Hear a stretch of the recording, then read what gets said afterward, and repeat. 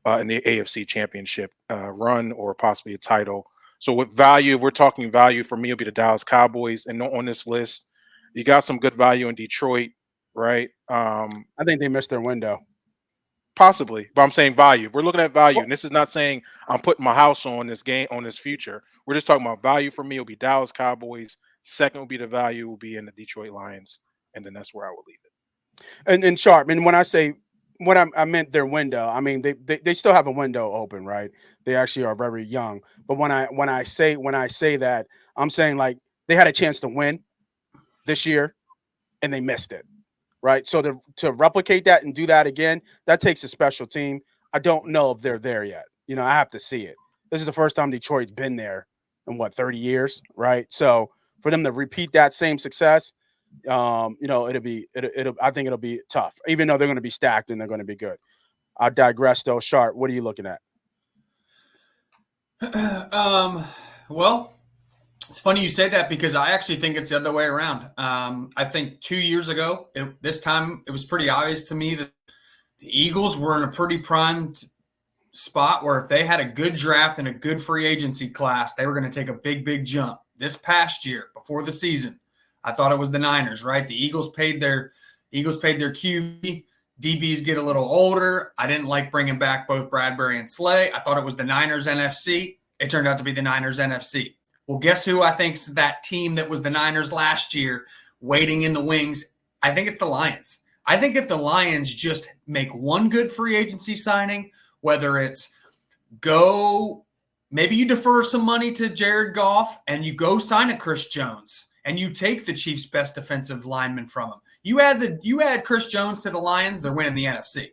If I'm the Lions, I'm calling the Eagles.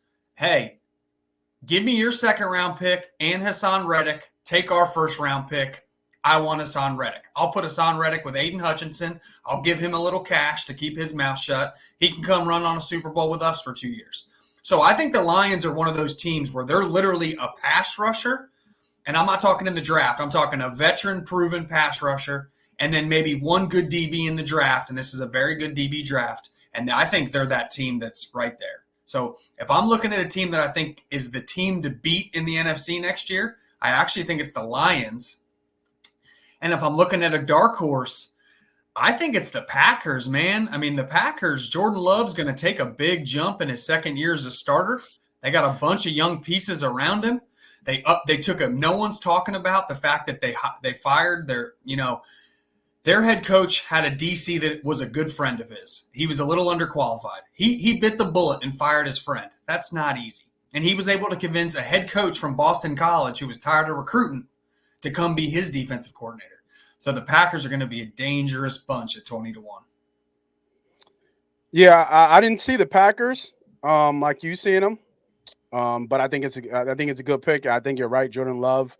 I think does take another jump. Hopefully, some of those offensive skill set and those receivers that are young takes the jump that they need as well. So I don't mind the Packers. I think Detroit's obvious at 12-1, not bad odds for a team that probably should have been in the Super Bowl this past year. For me, I'm going with your formula, Sharp. I think it's a good formula that we see coming. I think that head coach and quarterback matching. It just makes sense, and it looks like it's a marriage made in heaven, and that's the Houston Texans. I think just like you just said, I think the Houston Texans,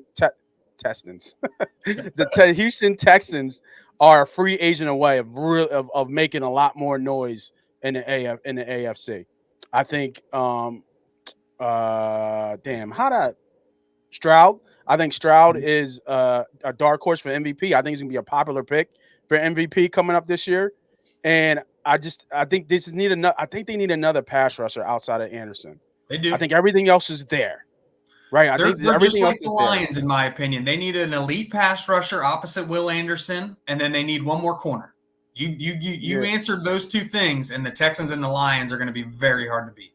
Yeah, I think and Stroud he has that composure, and he has that it, like he just has it. You know what I mean? He just has it. So I like at 22-1. Give me the Houston Texans to win the Super Bowl next year. Did he? And I think they're a good potential landing spot for Hassan Reddick. Like, send a second-round pick with Hassan Reddick and take the Texans' number 23 overall pick. Like, that's win-win-win for everybody, right? He can go chase a ring with a young team. He can go kind of be the dad of a D-line. He can take Will Anderson under his wing, and they've got the cash to extend him and give him new money. Yeah, and I think what I was talking about a little bit to bring it all back about the formula is that they got the quarterback on the rookie deal. Mm-hmm. So they can go out and spend, right? They can go out and make moves. And the roster was already legit, right? It was a lot better than I thought it was going to be, but it's legit. And I think maybe who's out there as a free agent? Even though Chris Jones, same thing. I mean, Chris Jones is the same way. If somehow he gets out of the Chiefs, I mean, if I'm the Texans or the Lions or the Bears, I'm offering whatever it takes to get Chris Jones on him. When I was thinking on offense, what about like Ridley? On offense? I don't know, man. I think Nico Collins and Tank Dell, and I would re-sign Dalton Schultz. I thought Dalton Schultz was a pretty good tight end with C.J. Stroud. Maybe a running back. They could use a little more dynamic running back. Maybe they get a Derrick Henry, or maybe they get a Saquon Barkley. I think Saquon Barkley on a $6 or $7 million deal now that kind of the shine's off his career a little bit. Maybe you get him a little undervalued, maybe a little bit more than what Miles Sanders went for last year. So maybe he does cost $7 million. I could see Saquon Barkley in a C.J. Stroud offense where the pressure's off him. He could explode. Yeah, I agree. All right. So there are your future picks. Actually, you know what? Let me timestamp this thing and let me write this down so we can go back and look at this. So we got. And if you're looking at a long shot, man, you still got McVay and Stafford and Donald at 35-1. I mean, that's pretty crazy. Yeah, I kind of it's kind of what they do, but I agree. Like I don't know if they can win it all is my thing, but they should be a good team, obviously. Sharp, who'd you have again? You had Detroit. I think Detroit and Green Bay are very, very dangerous. I think whoever wins that division is probably winning the NFC, in my opinion. Okay, and then we got Houston. All right, I wrote those down, so we have those. All right.